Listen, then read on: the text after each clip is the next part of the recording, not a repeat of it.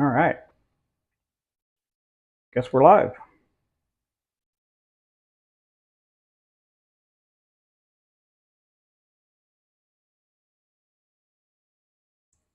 All right. Welcome, YouTubers, to Carlito's Custom YouTube channel. This is just kind of a test broadcast. Go over some things that maybe some of the viewers be interested in for my channel. I have a 2021 Concourse and a 2022 ZH2. All right. Guess we're live. Oh, I gotta turn that off. Otherwise, I'm gonna be hearing myself. All right. This is just kind of a test, so don't grade me too bad. So Carlito's Customs was kind of just a fun name that I gave my channel, and to be able to share my videos for various different things. My interests are pretty varied. I do like barbecuing, and pretty much all the stuff middle-aged guys like.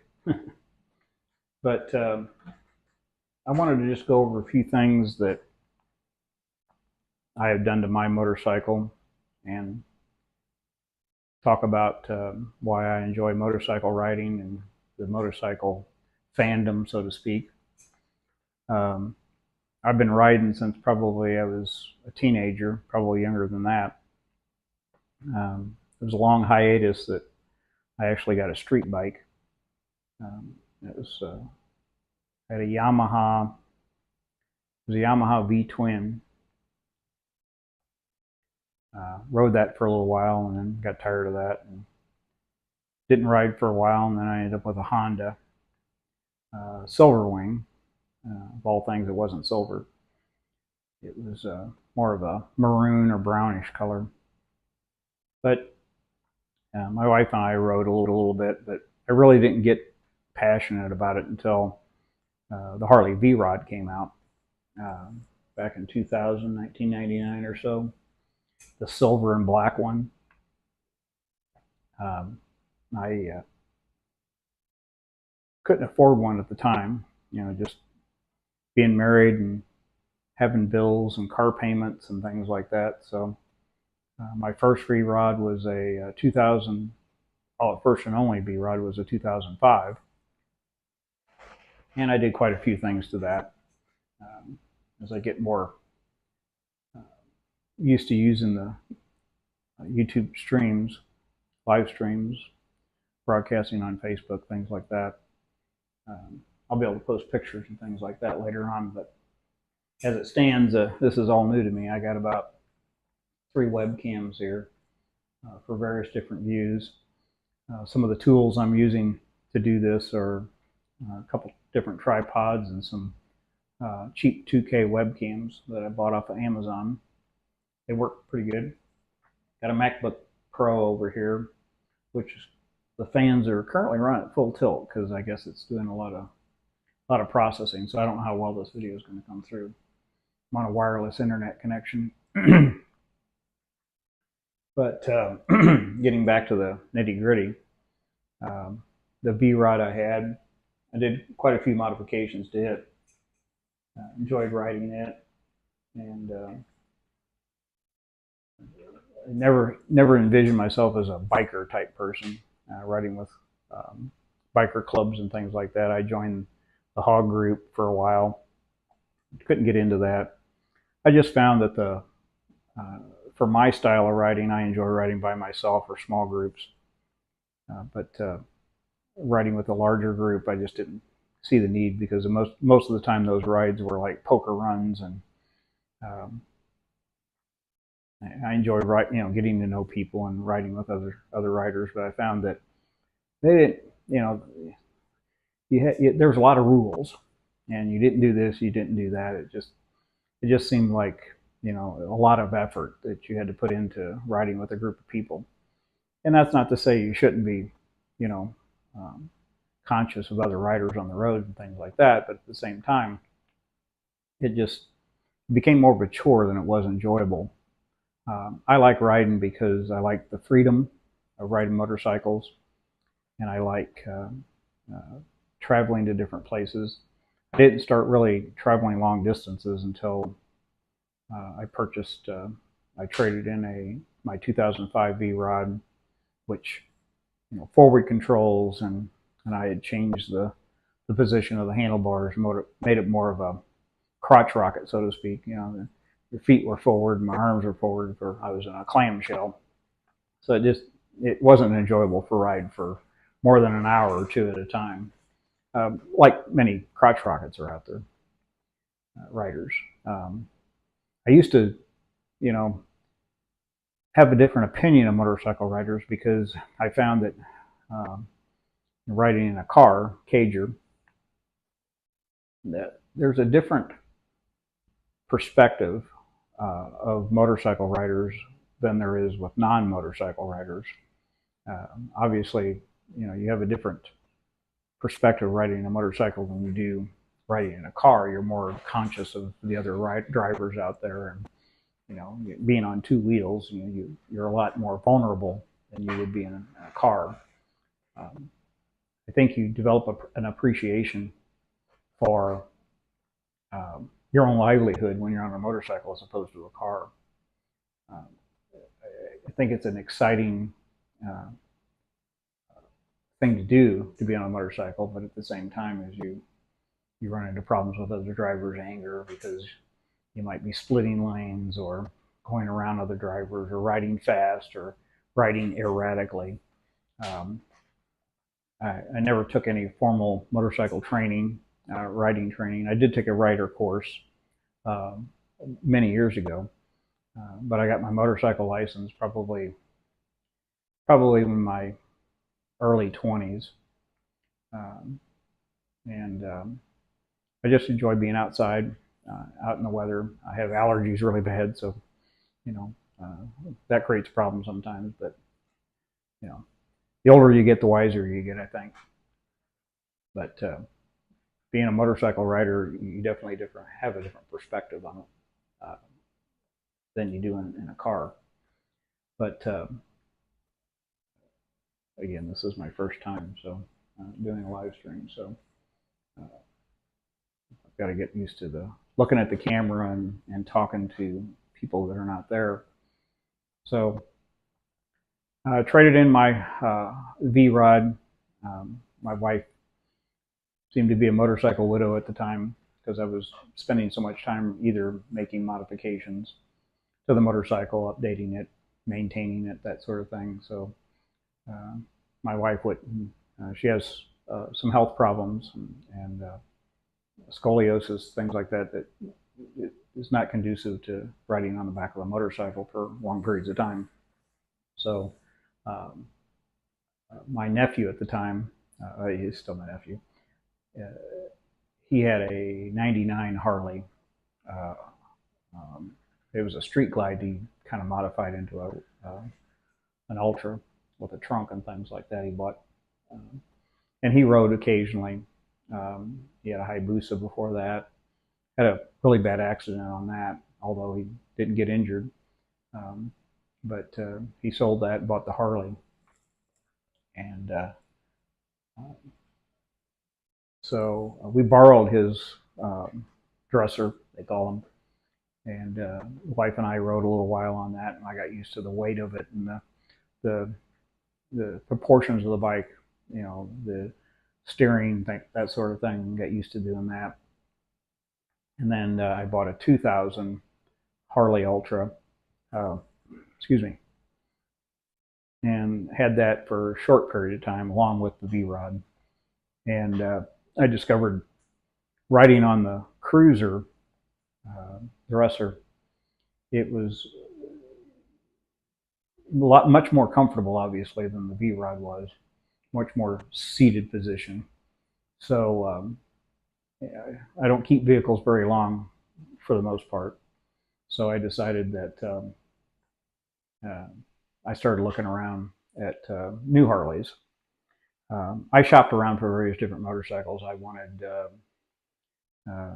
Ducati Diavel. There are lots of different motorcycles out there, but they just seemed to be pretty expensive to buy a brand new motorcycle. But I was in a position with the two bikes that I had that I found a 2015 in 2015 Harley Ultra Limited at a dealership in Missouri, and I traded both of those vehicles in and bought both my V-Rod and the 99 and traded it on 2000 brand new 2015 Ultra Limited, and I owned that for 7 years, and I put about 56,000 miles on it in the matter of 5 years, just right at 5 years. And my nephew and I traveled all over the country. Um, our longest trip was Colorado. We went from Illinois, close to St. Louis, to Colorado, and we we saw a lot of things. It was very enjoyable. And up until that point, we did trips to like Tail the Dragon, Tennessee, North Carolina, things like that. A couple times we traveled with friends, close friends that rode bikes as well, and we still do that occasionally. But I, it was very enjoyable to travel long distances and put miles on the bike and see different things. And up until that time, I didn't travel very often. I traveled for business. I worked for a financial institution and travel for business, fly to different areas and look around. And I started realizing, um, the adventures would be much more enjoyable on a motorcycle. And obviously, compared to traveling in a car or a camper or motorhome, things like that, you had to develop a different mindset, and it's not for everybody. Some people are weekend riders or daily riders or commuting riders, that sort of thing. But um, I enjoyed traveling further and further, and we got to the point we decided, well, let's see how many different places we can go. And obviously, we found places we enjoyed more. Like I've been to the Tail of the Dragon, I don't know, countless times. Probably a dozen times or more. Uh, and on different motorcycles. My first trip to the Tail was on my V-Rod. I trailered that there, obviously, and rode it around down there and trailered it back home. But in general, motorcycle life for me was more about the adventure. I'm a hands-on person. I like fixing my own things. This room, for instance, is in my basement. It's a, I guess it's a, call it that. But I've got various different things, various different interests. Got a pinball machine, a jukebox, an arcade machine over here, a race simulator over there, slot machine. That's more for my wife. Um, but all these different things in here I bought and just repair and fixed them up, refurbished them, whatever you want to call it. Uh, I like working with my hands. I like fixing things. I enjoy helping others and learning how things work. Even as a young kid, I yeah, our family didn't have a lot of money, and I didn't have a lot of toys back then when I was growing up. So I had to make my own toys or find things people discarded and learn how they work and put them back together. So most of my knowledge that I've had as far as taking the initiative to repair things or fix things has all been based on my own experience and making lots of mistakes and breaking lots of things and learning how things work. So I know quite a few people on the Facebook group, concourse group, are um, somewhat amazed sometimes at some of the things that I do, um, and it's attributed to the fact that I enjoy tearing into things and seeing how things work. So um, I always like to consider myself a jack of all trades, master of none, so to speak. But I There's not many things that I'm afraid to look at or tear into to try to repair. Um, my my background, I guess, in my professional life has been technology, information technology, computers, computer science, that sort of thing. I've done programming in my past. I still do some programming, limited programming, but I just enjoy fixing things. In my neighborhood, if tools, acquiring tools over time, most people know that if Carl doesn't have it, then you probably ought to go buy it, sort of thing.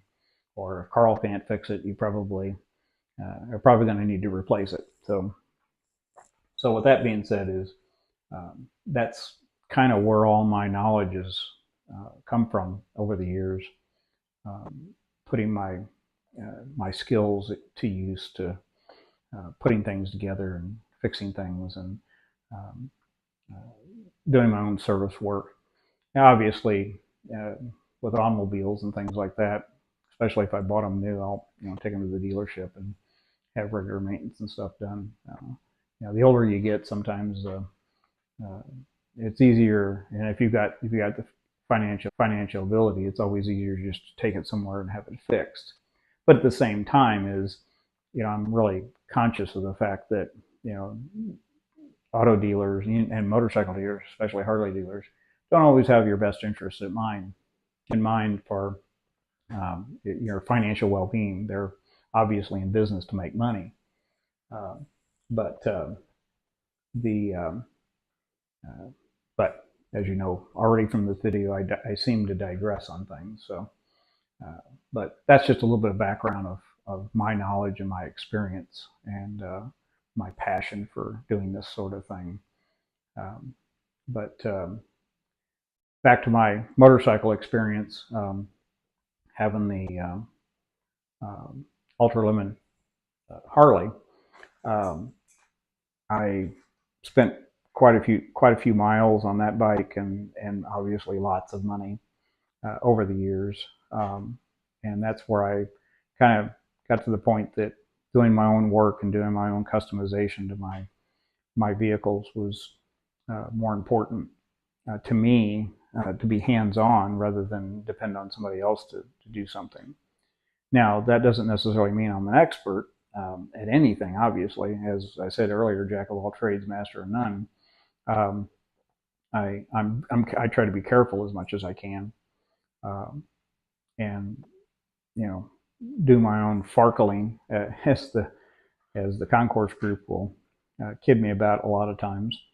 Um, but I just enjoy doing it, and I think there's a there's a great satisfaction of being able to do things on your own rather than relying on other people to do them for you.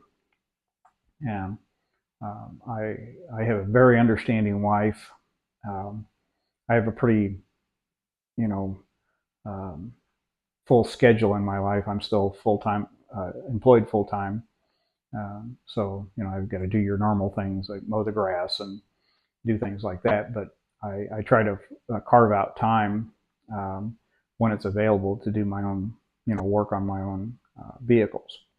Um, I kind of flip back and forth between cars and motorcycles and things like that. So I develop an interest for something and I'm all in. So I got into 3D printing and things like that. And obviously, like I said earlier about the items in this room, I spent a great deal of time refurbishing or restoring these items. Now, these are all things, for sure, that I wished I had in my younger days, but either couldn't afford them or didn't have the room for them. And not to say that I have a great deal of room now. I don't have a very large home. I have a 1,500 square foot home. Um, but for the most part, with some assistance from other people, obviously friends and family, um, did some of the work, a lot of the work myself in this room and on, obviously my vehicles. Um, but back to the reason why I was talking about motorcycles.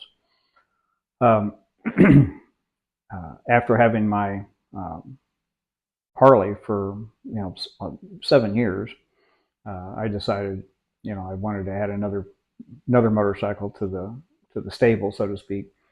And I started looking, and I really wanted a Kawasaki H2 SX, SX SE. When that bike first was introduced, I was like, that was the coolest thing.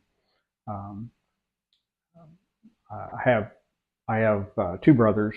Um, my brother Alan, he was a Vietnam vet.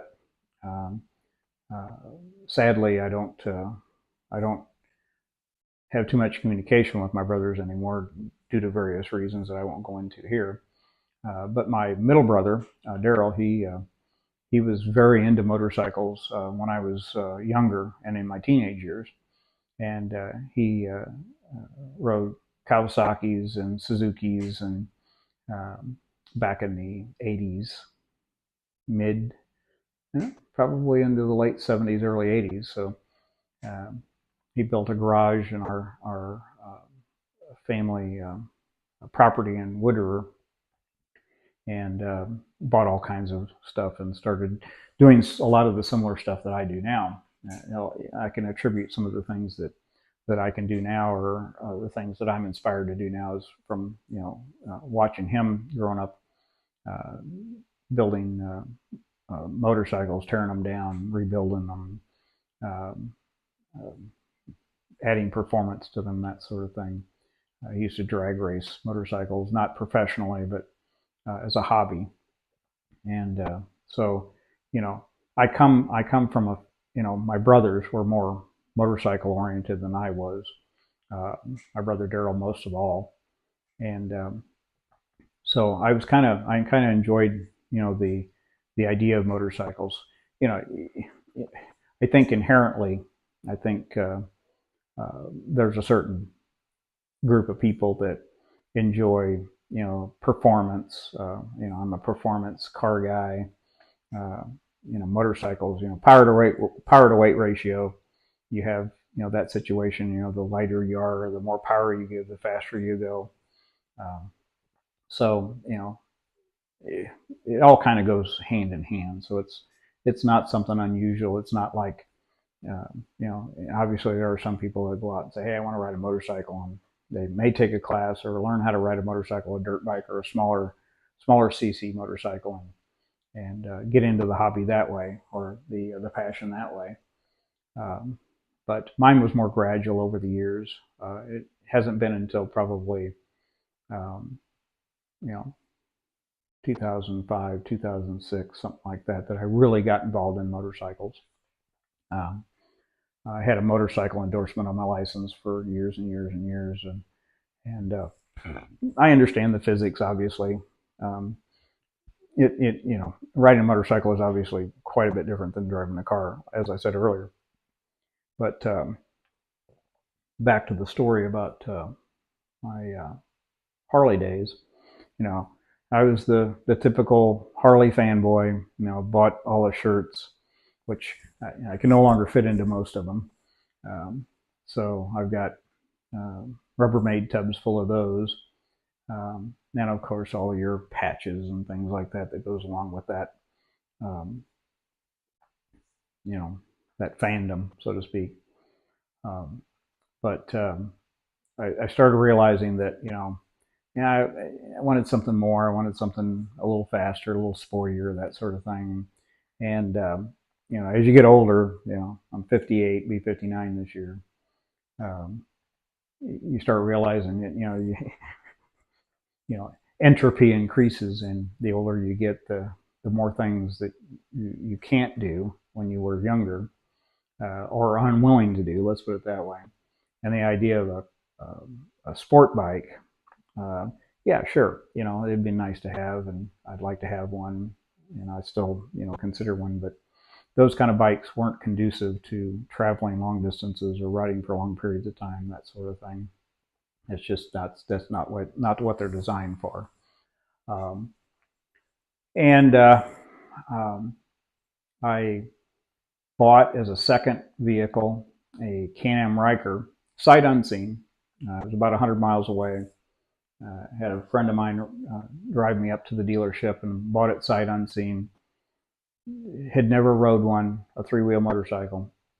Thought it was kind of cool. I have a couple neighbors in the area that, ride snowmobiles and things like that. And I figured, well, I don't have that many people that I know personally that can ride. And, I'm not a real outgoing person, so I'm really selective about the people that I spend, more than just a short period of time with over time. Present company accepted on the Facebook group, but had the Can-Am Riker, rode it for a while, decided, no, that's really not what I want. The best way I can describe that thing was riding a snowmobile with wheels. So I had that for a short period of time, about 7 months, and decided, I want something a little bit different.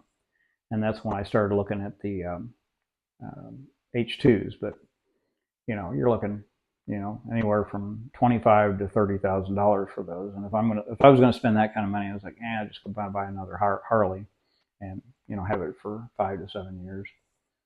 So, but like I said, had that 7 months, did a few modifications of that, and then decided that I wanted something different. And again, same dealership I bought the Riker from. They had a 2021 leftover 21. It was a 22 year 21 model Concourse. Again, something I saw, bought it sight unseen. Took the Can-Am Riker to the dealership, unloaded that out of the trailer, bought the bike, didn't ride it, took it out of the dealership, loaded it on the trailer, brought it home, and started riding it. It wasn't too long that I realized that it was a lot more fun to ride that bike than it was to ride my Harley. And even before buying the Concourse, I found myself riding the Harley less and less. I took a few more trips on that prior to getting rid of the Riker. So I bought the Concourse and found myself riding that more. And I currently only have about 6,000 miles on that bike, and bought it in February of last year. My nephew at the time, he has the 99 Harley, and I decided that, I want something a little bit more than the Concourse. So I started looking around and considered the H2 SX again, and almost bought one at 99, I believe it was. Yeah, 99 SX SE. But I'm the kind of guy that, buying used bikes, as much as, you can look at one or look it over or have it checked out or whatever, I didn't know enough about them. So rather than do that, I found a deal on a ZH2, which is basically the naked version of the H2, at a dealership in Wisconsin, and decided I wanted that. That wasn't too much more than what I paid, a few $1,000s more than I paid for the Concourse.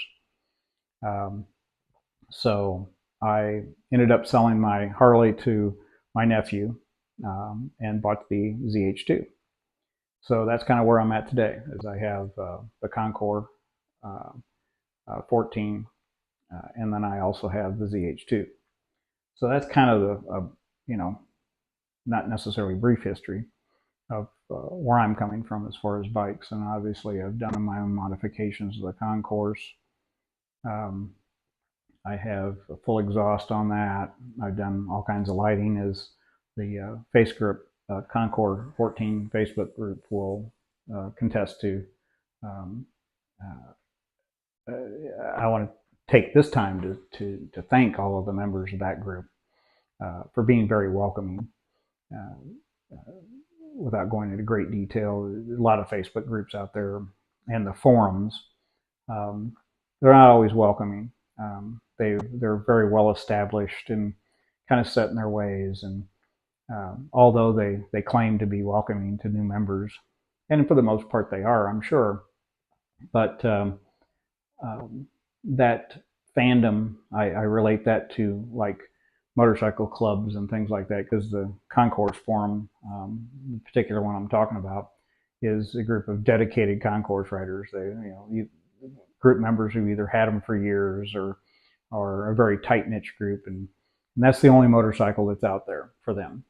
And I'm sure, just like everything else, at the time I was only a Harley rider, so that's all I, paid attention to, and that's all to me, that was the only motorcycle out there.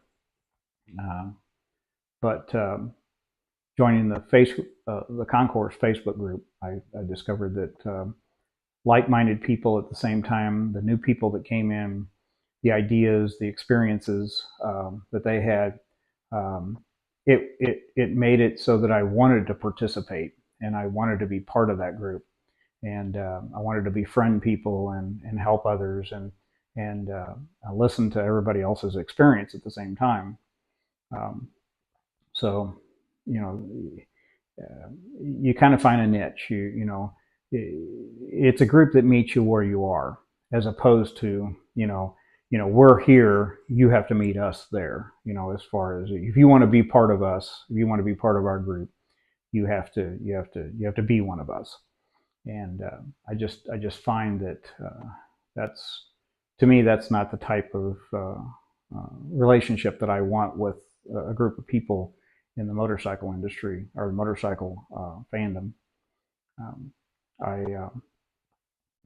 I, I find I spend most of my time on Facebook in that group, or in a couple other groups like that, but mainly the group that I'm in now. It's just a wealth of information. Everybody's always so helpful. There's very few and far between instances where people are critical of others.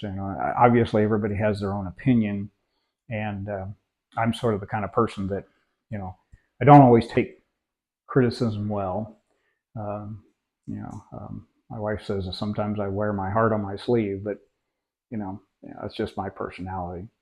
Um, but the Concourse group has been a good group, good family of people that are always willing to be helpful and very inviting of newcomers, and encourage other people and provide a wealth of information. Um, and just like any group and any individual, as far as their bikes go, there are those people that, oh, I always take my motorcycle to the dealership, or I always do this, or I always do that, or I always go by the book. Um, that's all fine. That's personal preference. But I'm not that type of person. I like gathering as much information as I can, and look at other people's experiences, and you know, unfortunately, other people's failures too. Um, that just helps the community as a whole. It makes for a stronger community. It makes for a more welcoming community. It makes for an environment that's conducive to being helpful rather than being detrimental to people. I would say that probably if it hadn't been for this group, and people that have met and online and in person, um, it, it makes you want to stay passionate about a particular motorcycle brand or a particular motorcycle model. Um, but as I said earlier, buying the Concourse, when I bought it, I didn't know much about it other than it was a sport touring bike. I thought it was a very attractive bike. I thought it was a bike that was powerful. It could get your adrenaline going, and it far faster and far more performance than the Harleys were. Obviously, a Harley is 1,100 pound bike. At least mine was. And you go to a 700 pound bike. That's quite a bit of difference, and your power to weight ratio is considerably different. It's a different riding experience. You don't set in the bike. You set on the bike. Um, but at the same time, you have that sporty performance. You have the excuse me, the handling, and it's just, at for right now, it's the bike I enjoy, riding, along with the ZH2. But that's a whole other conversation. Totally different bike, obviously. I can't. I don't plan on taking long trips on that bike. Although would like to take it. I would like to take it to Tennessee, North Carolina, the US 129 Tail of the Dragon. Was planning on doing that this year, but I don't think that's going to happen this year. My concourse, I've taken several trips on. I've taken it with me to Florida. My wife and I spent a month in November in the fall. I took my bike with me this past year, and friends of mine that we became acquainted with being down in Florida that live in Canada came down last year, and we rode to Key West and back. And that was probably the longest, I wouldn't say the longest trip, longest in a matter of days, mileage-wise, that I'd taken on that bike. And I have to say that it's not as comfortable as me riding my Harley, but you get used to the riding position. It doesn't have cruise control. That was, going from the Harley to the concourse. You don't have cruise control, and that seems to be the biggest gripe from concourse owners is the lack of cruise control. But you have options there. You have throttle locks, and you have throttle bosses and things like that you can make it work. And obviously, it did. The other thing I like to talk about too is about riding gear. Coming from the Harley, I live in Illinois, and Illinois does not have a helmet law. You can either wear one or you don't have to. You don't have to. There's controversy there, obviously, so I won't get into that. Experience and my own preference at the time. But when I did travel long distances on the Harley, I would wear a helmet, a 3/4 helmet or a half helmet. But again, never wore gear. So I'd wear blue jeans and I'd wear boots to protect my feet and things like that. Fortunately, I've never had an accident on a motorcycle. Hope that I never do. But there's always that chance. So there's a risk that you take. And I think, making the statement earlier that not wearing gear, it's obviously a personal preference. There's a lot of people that don't. I can tell you for a fact that probably 95% of the people that live in my area, they don't wear gear. They'll sport bike riders will wear a helmet, maybe gloves, but very seldom do they wear full gear. Just like buying motorcycles and the maintenance on it, a motorcycle is obviously not an investment. So, if you have other obligations financially, house payment, car payments, that sort of thing, a motorcycle is kind of like a second thought. And so I think most people, you feel confined wearing a lot of gear. Even in some cases, most people, especially around here, including my nephew, and don't really like wearing helmets. They just say, well, if I'm gonna crash and die, I'm gonna crash and die. Something's gonna get me. So, but as I started realizing that on a more performance bike, I don't care what anybody says, anybody on a bike with 1,000 cc's, liter bike, anything larger than that, you're always going to test its limits. There may be those, few people out there who don't, but let's face it, you buy a motorcycle, ultimately you want to go fast. And at the same time is when you start pushing the limits of yourself and the motorcycle, that risk is just magnified as far as the chances of you being in an accident not necessarily of your own doing, but if you're riding, irresponsibly, obviously it would be your own doing. But things happen. Motor speeding lanes often, things like that. There's always that risk that you're gonna be involved in an accident. So I think that, coupled with the fact of traveling long distances, going to areas that you're unfamiliar with, um, an ounce of protection is better than none at all. So, and obviously, if you travel from state to state, those helmet laws vary. Um, so, I find that when I travel long distances, and even now, I'll use that as an exception. Even now, today, I won't go anywhere on my bike without my helmet. Now, I may not wear boots, my riding boots, or my riding gear. I will ride a helmet. I'll ride with a helmet always. Um, and obviously now I have a full face. In case that what I've got now is I've got my HJC modular of an I-90. And again, back to the not wanting to invest a huge amount of money in riding gear. I didn't go out and buy a Shoei. I didn't go out and buy a $500 helmet. I bought a $300 helmet or $275 helmet, or whatever much this cost. But obviously, helmet technology today is much better than it was 10 years ago or 15 years ago, and in some cases better than 5 years ago. So, wearing a helmet provides me that additional safety, obviously, than it would be without riding a helmet, without one. But this is the current helmet that I wear, and I typically wear that on my Concord. I have a full face helmet, an older HJC.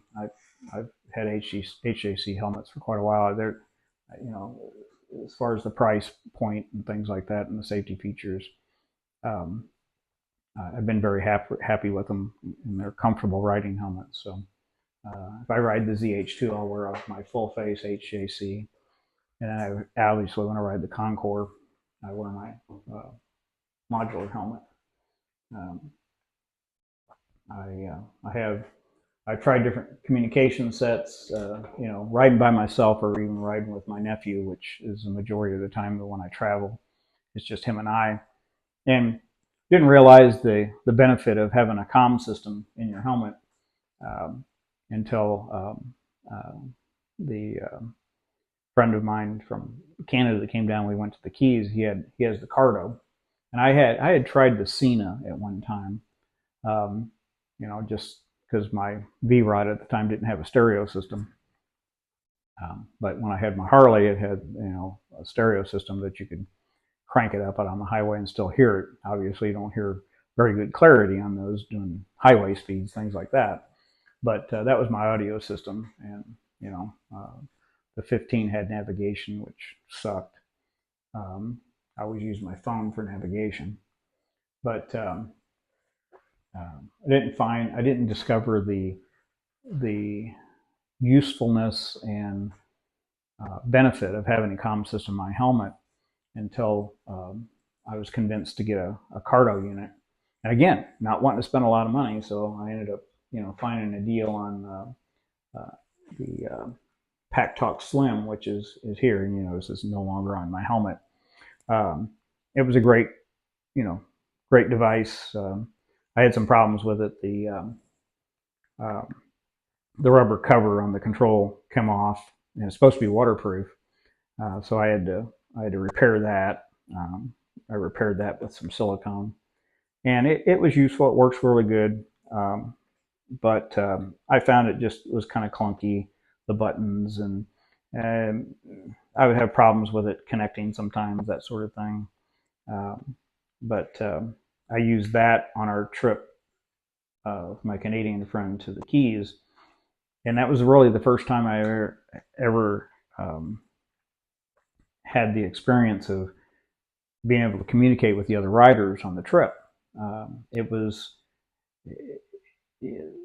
if any of you have traveled long distances, we're talking thousands of miles on a trip, the benefit of being able to communicate with the other riders. Obviously, you can play music through these, but traveling at highway speeds, you have wind noise and the motor noise and things like that. And it's, again, it's back to you don't have the fidelity that you have if you have earbuds and stuff in. And I'm sure the people use earbuds as well. But the ability to communicate with the other riders is just a much better experience. It's not the same as exactly you're riding in the same car with a vehicle with somebody, but you can communicate on the trip. It definitely passes time quite a bit more than if you're just riding and you're just by yourself. It increases the experience, the fun, and to communicate with the other riders. So my Canadian friend, he has the Pack Talk Bold unit, and this unit I had issues with because the charging port is here, and you can charge it while you're riding. Of course, you can plug a USB cable and plug it into your USB outlet installed on the bike if you have one installed. So you can charge it. You get about 8 hours out of a charge on one of these battery.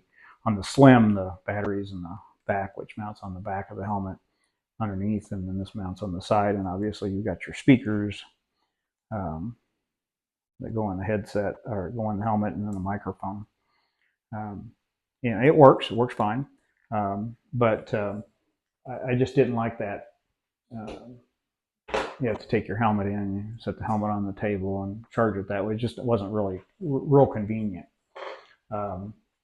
So I started shopping for other Cardo sets, and it seems like Cardo, at least in my friend circle, everybody has the Cardo units, and the Cardo units differ. At least they did. Not so much now. I think Sena has their what they call mesh system as well. But the beauty of these is that the Cardo system has the mesh system, and it's modular. So you can take these off and charge them. So the charging port is it makes it much more convenient to charge. But the best feature, I think, on these is the mesh system, because you can any rider, you can pair these with, I think it's I'm not sure, box says 200 devices or 20 devices. It doesn't say on the box, but that's neither here nor there. You can pair, if you got a dozen riders, you can pair them all together. The nice thing about the Cardo system and the mesh system is that they kind of leapfrog off of each other. So if you have 20 riders and they're spaced 100 foot apart on the highway, you can all communicate with each other at the same time. It's bidirectional communication. The other nice thing too is if you get separated from a rider can leave the pack and go get gas or stop and join the group later, and it'll reconnect all by itself. It's pretty cool. They pair with iOS and Android devices. They have Bluetooth capability. You can also pair the Bluetooth communications with a rider that doesn't have the mesh system, another brand of system. As long as it's Bluetooth capable, you can pair those as well, so you can have that same communication ability. Now they obviously won't be able to do the same features as the mesh system does, but it gives you options. So you don't, it's universal is what I'm trying to get at. But I ended up getting the Pack Talk Edge. Now they got a Pack Talk, I don't remember what it's called now, but it's a new one, subscription service of all things. So essentially looks like this, but it's about $100 less than these are. This is something, accessories that are, nothing's cheap these days. but it's an accessory that's not inexpensive, but it stands the test of time. This particular model, I think, has been out for a year and a half, 2 years now, um, and it stands the test of time. I don't, I wouldn't expect, unless I lose it, obviously, or it gets damaged. These are also 100% waterproof, IP67 waterproof. I think that's what they are. That doesn't say, but they're waterproof. The PackTalk Slim is also waterproof to a degree, other than the little flappy door on the side, which for the charging port, if you don't get that closed and water gets in there, obviously it's going to damage it. But these are IP67, I believe, waterproof. So if you get caught in a downpour or rain, you're still going to be able to use it, and it's not going to damage it. That's the other nice feature about it. But these are about, this is a duo set, so this is two. I bought this set to give one of them to my nephew. So when we take our trip in July, we're going to take a trip to Canada, up to visit my friends in Canada and ride around up there. That's about a 1,000-mile trip, 800-mile trip. Yeah, 800-mile trip there and 800-mile trip back, and then we're going to spend 3,000 or 4,000 miles up there. But having this ability to communicate with the other riders is a great feature from the perspective is the passing of time. Of course, riding long distances, I'm the type of person that I don't like to take the short way. I like to take the road less traveled, and doing so, of course, you're going to have stretches of road that there is not a bloody thing to look at, and it just seems like, oh my gosh, how much longer to the next stop? Having this feature, you can communicate on the way, and it definitely passes the time, and allows you to stay in communication with the other riders from both a entertainment perspective, but also from a safety perspective, because having this, you can when you're, especially if you're in traffic or something, or hey, I missed a turn, or then you can communicate effectively, and you're not always having to look in your rear view mirror or your mirrors to see where's the other rider. Obviously, in my case, with my nephew and I, I just tell him where we're going, and he says, I'm just going to follow your taillight. So from that perspective, I find myself, if I'm not riding by myself, which I typically don't travel long distances by myself, it makes it easier to say, hey, I'm going to turn left here, the next turn is right. I'm getting low on gas, rather than having to pull up next to each other and tap on your tank saying, I need gas. I've run my nephew out of gas at least once, and nearly ran my friend Gord out of gas on our trip to the Keys. So I think this is an investment for sure. I can safely tell you that I will not travel without one of these in the future. And one of the neat features about the PackTalks or the Edge is its magnetic mount. So all you have to do is have the device close, and it's mounted now. I just barely touched it, and it's in place. You can pick this helmet up by that, and it will not fall off. It has a mechanical clipping mechanism that once the magnet's set in, the device will click into place. So, along with communication features, it's ambidextrous. You can put it on either side of the helmet, but it only has 4 controls. It has a button here, button here, button here, and a scroll wheel over here. So that's typically for volume and things like that. But some of the neat features of the Cardos is this particular model is voice activated. So it's constantly listening, just like any other device these days. It's always listening to you.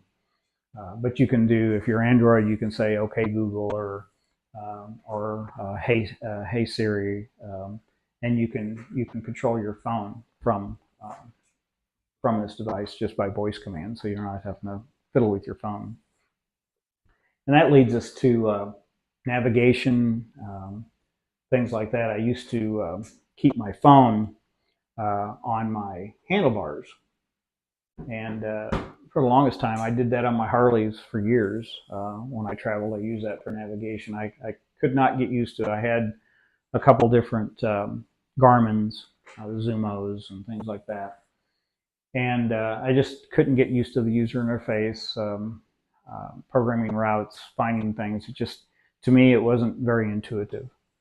So I would use my phone for everything. So I always got the large Max phones from talking about fanboys. I'm an Apple fanboy when it comes to that.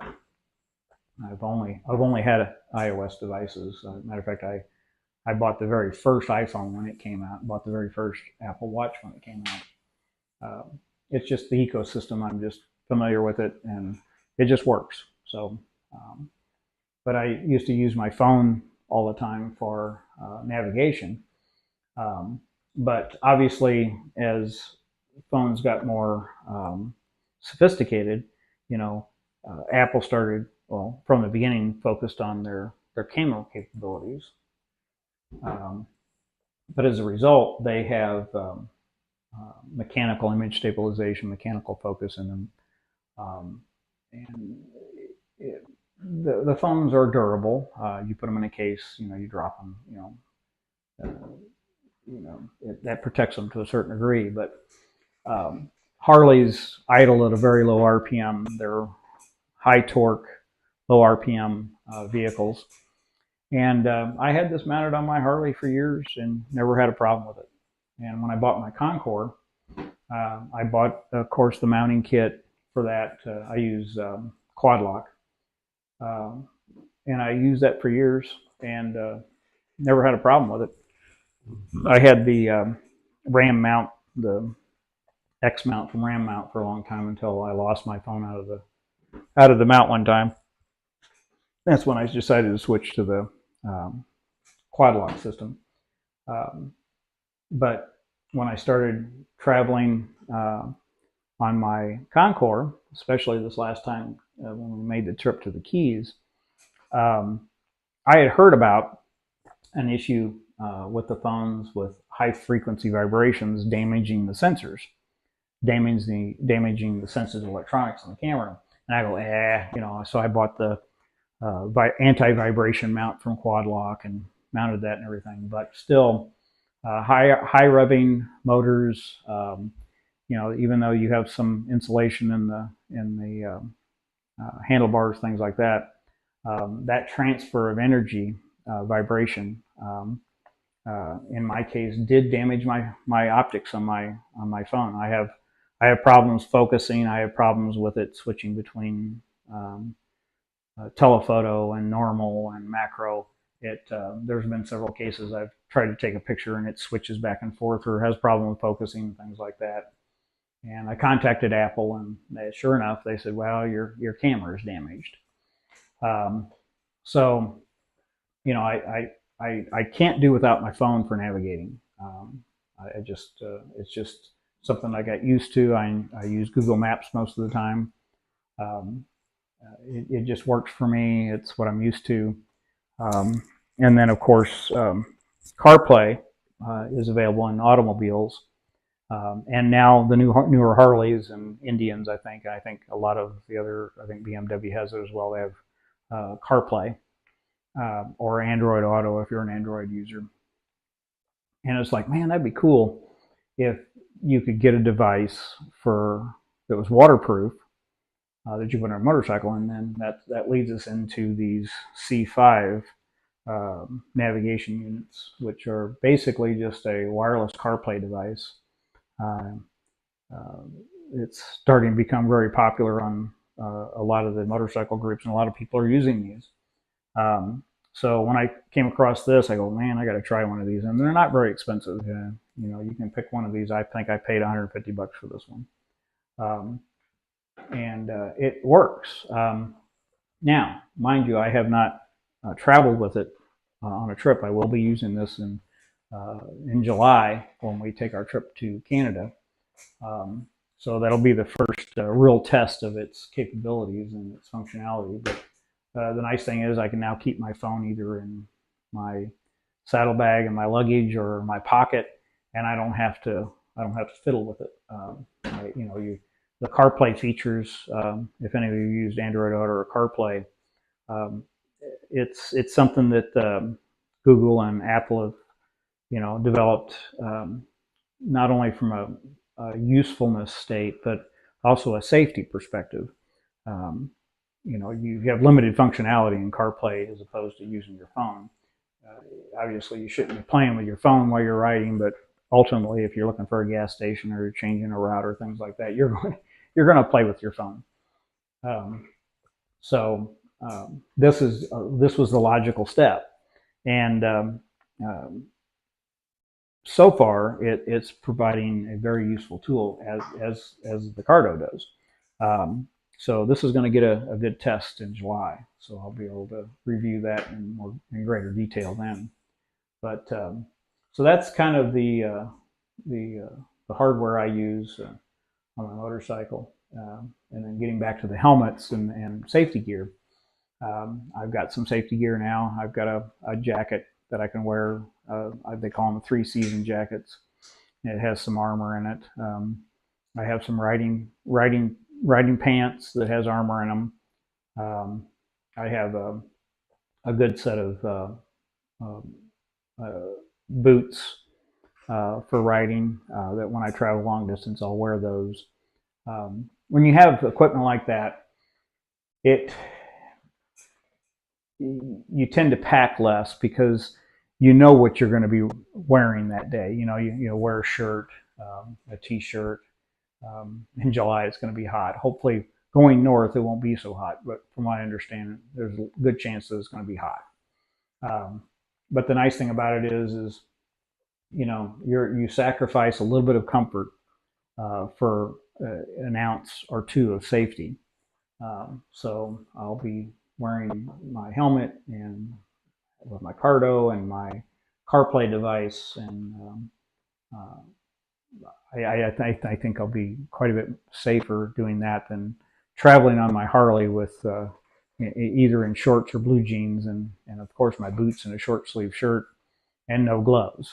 So I have a set of gloves as well to go with this. So that's kind of my riding equipment. So that's about all I have for right now. I just kind of wanted to test out my live streaming and see if this is something people are interested in. I'd like to do some other videos in the future, live stream events.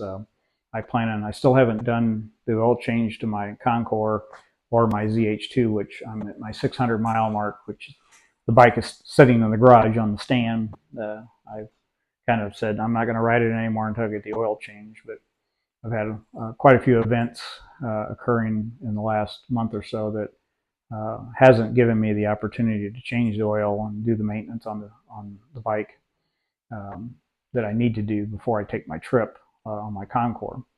And I plan on live streaming that, back to the idea that I like doing my own work and as much as I can, and at the same time sharing my experience with others and getting input from other people.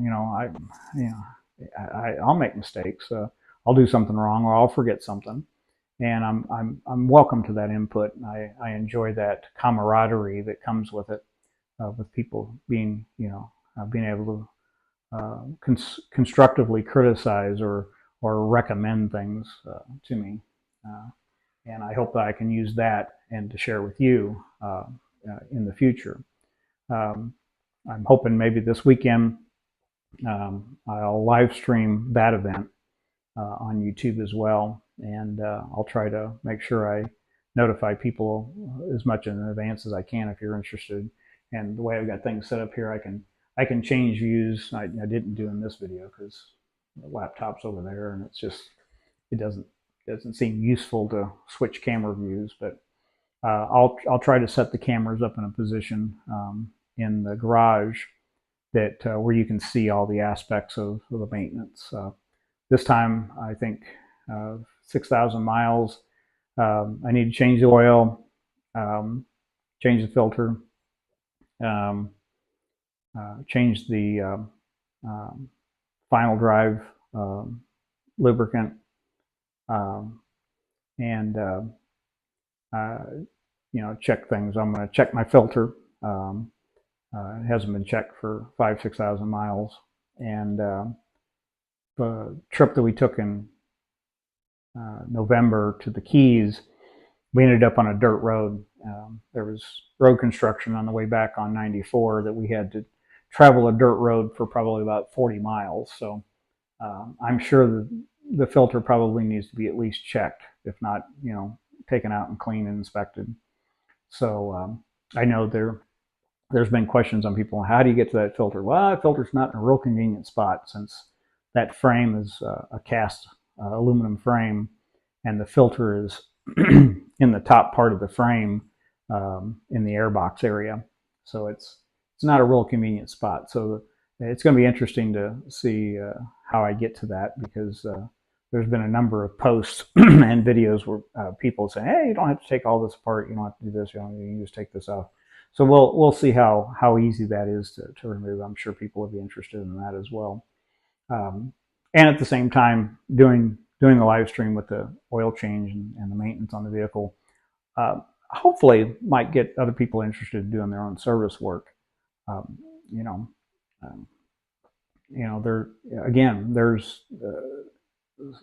people's comfort level or abilities to do those things. It's easier for them to spend the money and take it to a dealership. But growing up as a kid, my father and my brothers did their own work on their machines and lawnmowers, things like that. And just, for example, I just acquired a riding lawnmower which had a blown head gasket, and I replaced it myself, and it runs fine. Mowed my grass today. It's great. I don't have that large of a lawn, but it definitely makes mowing the grass, well, at least for now, a little more entertaining than and a little faster. And but like I said, doing service work on your own equipment is both satisfying that you can do your own work, and an oil change is probably one of the more basic things that you can do to a motorcycle, that if you have any mechanical knowledge, and even if you don't, if you can turn a wrench or read instructions or things like that, and you have the space to do the work, and also, of course, you have to dispose of the oil filter and the oil.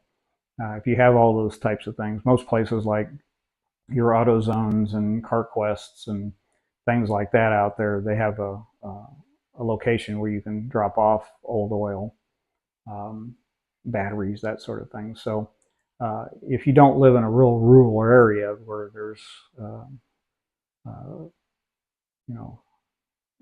not as populated area, there's more than likely some place that you can dispose of the oil to oil, and things like that. So, and then I'll talk about too, what kind of filter to use, things like that. Everybody has their own opinion and their own ideas about that. I use Mobil 1 metric oil, and I use a Mobil 1 filter. Mike from the group turned me on to that. You save a few bucks, but it's also to the fact that it's more readily available. You can buy all this stuff, all the stuff to change your oil, with the exception of your air filter, from Walmart, or Amazon. On Amazon you can get stuff a lot of times the next day. So I'll be doing that in the future, maybe this weekend. Don't hold me to that, but I'll try to set the gear up to do a live stream for that. So I'm not set up at this point in time to do questions and answers, but if you want to post questions or comments in the YouTube feed or my YouTube channel for this video, I'll try my best to answer them. But I would direct you to the Concourse Facebook group for questions and answers. They're always helpful. There's always somebody there pretty much 24/7 that can answer your questions no matter where you are in the world. So, but this is Carlito saying goodbye, and thanks for watching my preview video. And God knows, I've probably gone.